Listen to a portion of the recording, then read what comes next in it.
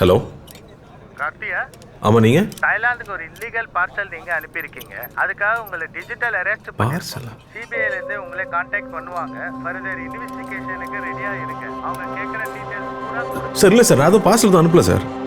நீ கொஞ்சம் செக் பண்ணி பாருங்களேன் ப்ளீஸ். என்னடா என்னாச்சு? நான் ஏதோ கொரியரில் ட்ரக்ஸ் அனுப்பிச்சிருக்கேன், தாய்லாண்டில் மாட்டிக்கிச்சு, டிஜிட்டல் அரெஸ்ட்னு சொல்கிறானுங்க. முதல்ல ஃபோனை கட் பண்ணு.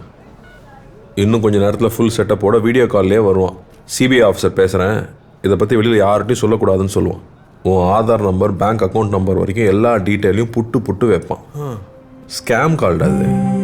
ஸ்கேம்.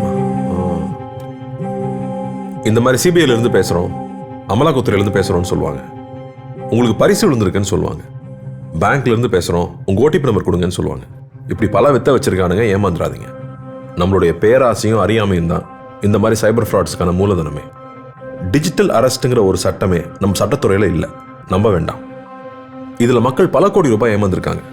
இதில் ஏமாந்தவங்க சின்னவங்க பெரியவங்க, படித்தவங்க படிக்காதவங்கன்ற பேதமே இல்லை. வீட்டில் இருக்கிற எல்லாரையும் எஜுகேட் பண்ணுங்க, முக்கியமாக பெரியவங்க. Let's build a safer digital world.